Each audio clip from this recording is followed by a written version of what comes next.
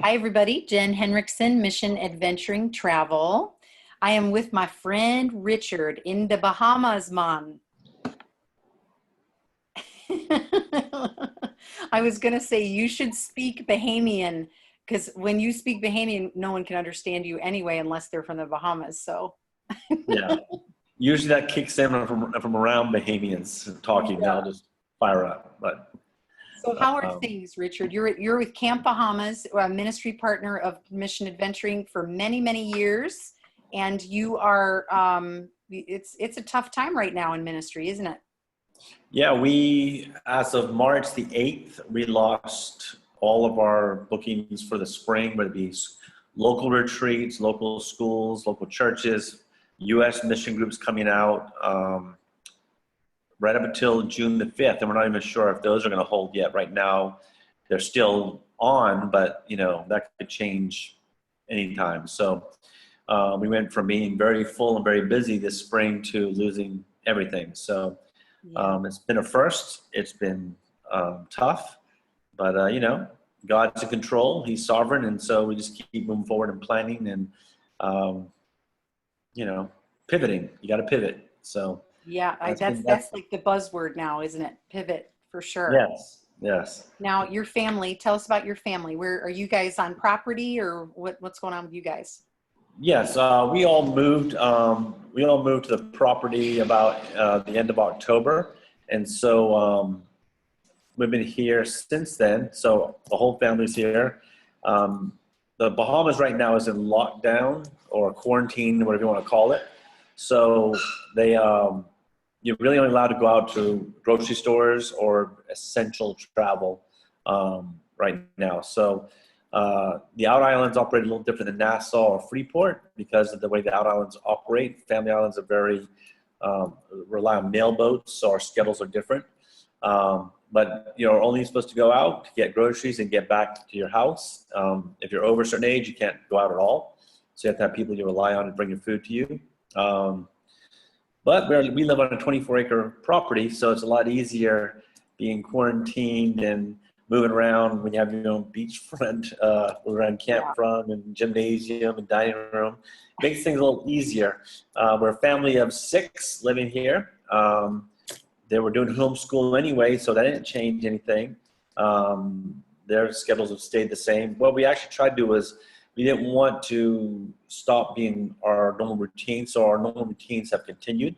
We do our weekly meetings, we do our weekly work schedules, we do all the preparations we need to do for the summer, as if summer is still going to happen. We have one staff member that lives on property with us. He is from Nassau as well, but he is there's no travel at all right now through the islands. You can't go by plane or by boat anywhere. And so where you are is where you are. Wow. If you're Bahamian in the United States, you can't come back home. You're stuck in the U.S. because the borders are closed.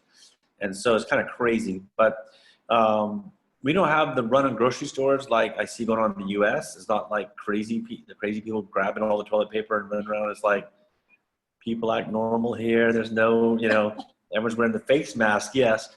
But toilet papers are on the shelf and there's paper towels there and stuff like that. And, so we watch that kind of stuff thinking, that's just crazy, but we rely on shipments from the U.S. for most of our food and stuff. So those are still coming as scheduled, and the mail boats bring the food on the islands. It's normal. So we really haven't felt anything different. It's just being quarantined to your property. But we're looking ahead. Our summer is supposed to start. We're going to go right into our spring, into our summer with mission groups coming out, and then camp starts right after mission groups. So we look at the possibility of what is camp going to look like this year. Are we going to be able to do camp this year? So, we have like contingency plans in place from the worst case scenario to full-blown camp. And so as things unfold and governments make decisions and travel restrictions lift, we'll be able to decide what we're going to do, whether it be no camp, virtual camp, half camp, that kind of stuff. So we're looking at all those possibilities, working towards the summer anyway, as if it's going to happen, but being ready in case it doesn't. So that's where we are. We're just what can we do? I mean, I know we're far from you, but what can we do to help? What can we specifically pray for? What are your needs right now? What are you anticipating your needs to be? Well, I mean, it's kind of crazy because everyone's in the same boat. I mean, all the jobs have shut down unless you're in essential employment. Everyone's short of income. Everyone's short of whatever. As a ministry, we only survive based upon if groups come. We don't have a list of donors that donate every month or stuff like that. The camp functions because groups come out. We have retreats, we have school groups, we have mission trips, and that's what makes camp happen. Losing all of that, you're basically going from March the 8th until who knows when without any income.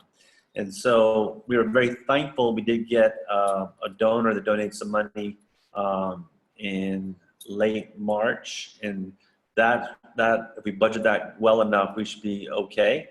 But the electrical bill still comes every month, and you still have to buy food, you still have to survive. And so basically just praying that we keep our ability to move forward, keep the bills covered. Right now we're very blessed. I cannot state how blessed we are that we are current on all our bills. We don't owe anyone any large sum of money like that, and we're able to stay ahead of it. So I was actually preparing for being ahead of ourselves going to the summer starting in January, not knowing this was coming. I said, I just don't want to be in a position come summer to be behind and owe money and whatever. So I started moving ahead with certain things. And so, that was God, I guess, leading to provide for that before it happened. Otherwise, it would really been stressful. So, but we're thankful. We just need prayers for our campers that are writing us every day. Are we still having camp? Are we still having camp? Oh, I'm sure. And we don't know what parents are going to want to do when all this is over, if they're going to want to send their kids to camp, or if the government's going to allow us to have camp, or if, Right. we don't know anything. So it's just all unknown, but we serve a sovereign God, and we're trusting him. And we still move forward. And whether we do camp full blown or we do virtual camp, where we put all this content online for them and devote their devotions online and do different stuff like that, they can interact with us. We'll be ready for whatever. So Yeah. that's what we're looking forward to. Now, Richard, tell them a little bit about camp. What is it that Camp Bahamas does in the Bahamas? Well, if you're from the United States, of course, camps are nothing new. The camps are everywhere in the United States, and most people grew up going to summer camps, stuff like that. The camp we do in the Bahamas is very unique to our country. There is no other place like this in our country, or even around us in the Caribbean islands. There's no camp like ours. I don't say that out of boast. I say that as of just reality. There's no ministry that does camping the way we do it. We just wanted to find a vehicle that would reconnect our teenage population back to our Savior, our Lord Jesus Christ, that they would be able to see him in a real way, not what religion shows them or what churches have shown them in the past, which is a lot of religion and a lot of false beliefs. And so we wanted to find a vehicle to connect them to the gospel, which is through Jesus Christ. And so the way to do that is through what we do at camp. It's a sports camp. We have the only gymnasium on the island we're on. We have our own beachfront. We do our sailing, kayaking, paddleboarding. We have a 250-foot water slide, ropes course, zip line, paintball field, sports field, gymnasium. We have the boats for the wave runners, and the double-decker dock for jumping the blob. Paintball, archery tag, they do it all. So when they come here, it's just not, it's not just a religious experience. They're going to get a lot of fun. And what that does is bring the walls down. And when they're having fun and a teenager learns how to be a teenager again, it makes it all good. And so that enables us to touch the hearts, which is why we do what we do. And it opens up our communication with them, and they feel free, and they don't feel the burden of religion on their shoulders, and they're more happy, and they're excited about what we do. For sure. Now, how many come through in a normal summer? Well, when we first started an overnight camp back in 2003, we had 28 campers. This last summer we had almost 600 campers. So we do about 600 every summer, and we do a New Year's camp, bring in the New Year here, and we do about 120 at that camp. Amazing. And once they come, they want to come back every single year, don't they? Yeah. They're our best advertisement that we have. Yeah.